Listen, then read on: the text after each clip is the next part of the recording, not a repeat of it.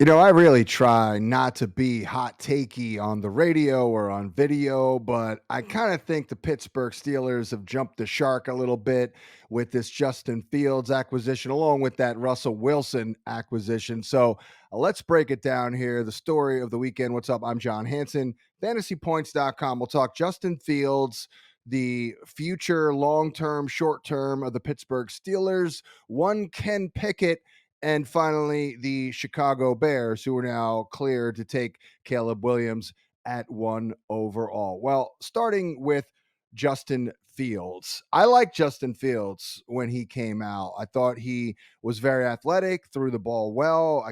He looked to me like a more athletic version of Dak Prescott.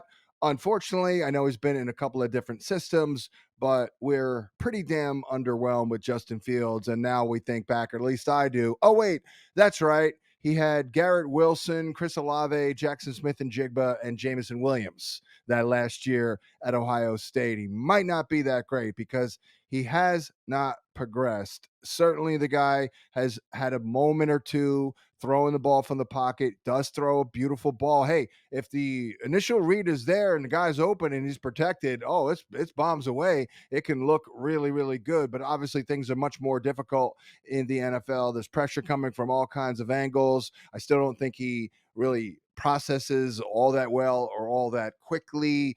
I wouldn't call him a one read quarterback, but maybe like a 1.5 read quarterback. We're 3 years in now, 40 touchdown passes versus 30 interceptions. And it's interesting because after Fields played a little bit, you kind of surmise, what he's all about, and you look at his game and his skill set. Where are his deficiencies and his strengths and all that? And I thought really there's no reason why Justin Fields can't be Jalen Hurts. I mean, he throws a ball better than Jalen Hurts. I think he's a more natural thrower of a football than Jalen Hurts. He runs faster than Jalen Hurts. He's more athletic than Hurts. He may not have Hurts's power and vision in the open fields, but no reason why Justin Fields can't have some sort of ascension similar to what Jalen Hurts has had. Of course, we also know Jalen Hurts' story, working through a ton of adversity.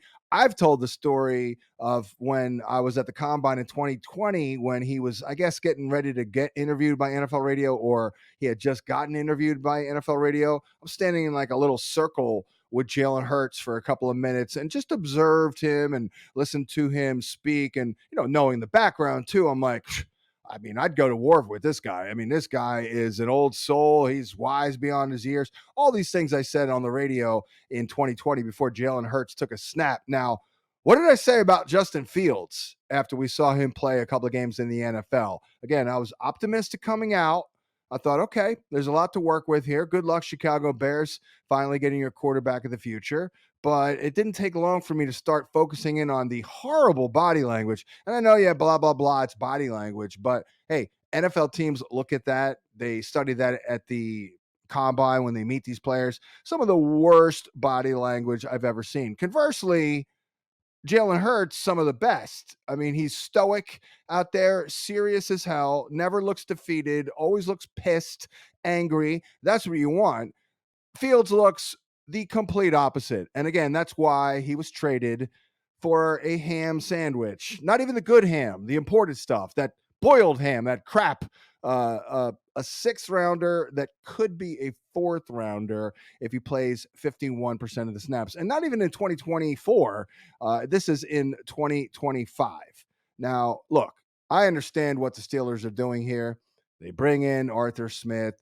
They're going to run the ball. They signed Patrick Queen. So we know what's going on here. They're going to run the rock under Arthur Smith and their decent O line and Najee Harris with a little Jalen Warren action in there. I don't think just because it's a good fit in theory that it's going to go swimmingly with Arthur Smith.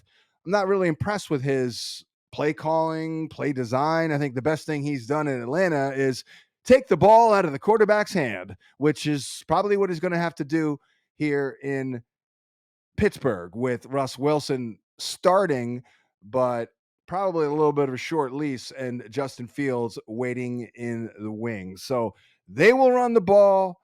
They don't have much of a receiver, so George Pickens will get his, maybe a little bit for Pat Fryermuth, but I wouldn't love him with neither Fields nor Wilson throwing the ball in the middle of the field all that well. So a boring ass offense in Pittsburgh. And I do have to kind of question whether or not, it's a little bit of jumping the shark over here with Mike Tomlin and the Steelers kind of going out of character.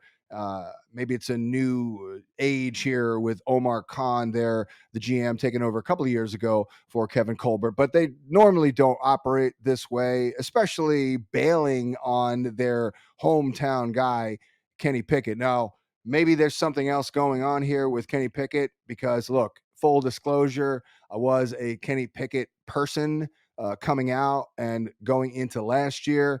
Now, I never said Kenny Pickett was a star or a stud. My comp was actually Matt Hasselbeck, who I ironically grossly oversold back in like '02. I thought for some reason he was a great QB2 pick. He was not, but he did. The game slowed down for him a little bit. It looked like he was drinking like 2 gallons of Starbucks coffee early in the career for Matt Hasselbeck, but the game slowed down. And, the collection of tools, which were all solid, led to a pretty good run there where he made a couple of Pro Bowls, 3, I think. But Kenny Pickett, we're in a weird place here because to back up a moment, to go back to the preseason, I don't think I've ever been duped like that before. I know it's preseason, but most of the time, if the vibes are like they were outstanding, everybody around the team was feeling really good. All the fans were. I was polling the fans who were calling into SiriusXM. They all were Kenny Pickett. They were in. They were believers. They were really, really optimistic. Multiple beat writers. They were the first team offense, near perfect. Maybe even they were perfect. He was throwing the ball harder, put some mechanical adjustments, putting a little extra mustard on the ball. And then week 1 came, and it was some of the worst tape ever. It was almost as if Kenny completely forgot the offense or was out drinking the night before. So I have no idea. I'm not speculating that he was out drinking the night before, but it was as if he was. I have no idea what happened. Maybe the Matt Canada situation is part of the problem. Maybe he lost his mind trying to run off, trying to play as a rookie with a college offense that had absolutely no creativity in terms of route combinations, did nothing in terms of scheming guys open, and a brutal environment here for Kenny Pickett. So I'm not giving up on him, but obviously traded to Philadelphia, he's screwed unless Jalen Hurts goes down. So you're going to have to be like really, really patient with Kenny Pickett. But let's not write him off here because, again, I think the Matt Canada element is the really confusing one. I've seen quarterbacks get ruined. Most of the time they stay ruined. So it might not be happening for Kenny Pickett at this juncture.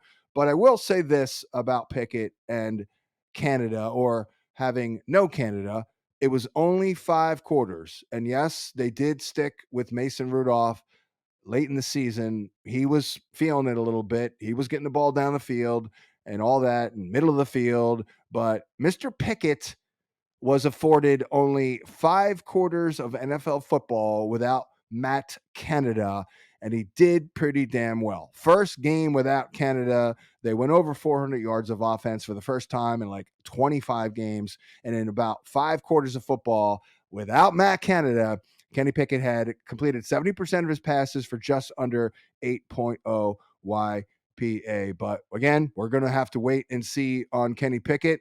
I question the long-term vision of the Pittsburgh Steelers, giving up on Pickett and then tying their wagon to a 35-year-old journeyman at this point whose career is hanging on by a thread. And again, a guy who was a top 12 pick.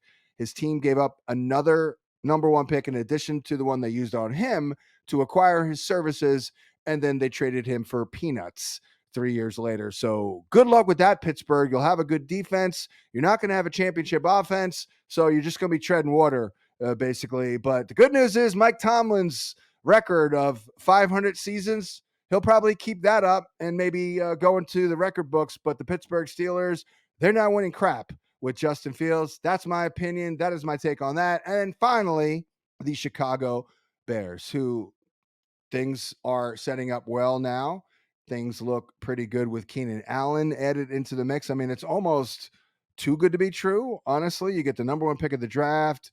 You get DeAndre Swift added, talented guy. DJ Moore balled out for you. Keenan Allen. We shall see. Offensive coordinator Shane Waldron has a lot to work with here. I think I would feel pretty optimistic about Caleb Williams' ability to come out firing here and play pretty darn well. So, believe it or not, out of all this, I think the thing I'm most optimistic about is the Chicago Bears and their prospects going forward with some nice talent. And, certainly need to do some work on defense. But I think coming out of all this, I would feel most optimistic even for this year and the next 2, 3, 4 years about those Chicago Bears. That's my take on the Justin Fields, Chicago Bear, Pittsburgh Steeler, Kenny Pickett deal. Thanks for liking and subscribing and watching this video, and we'll catch you next time.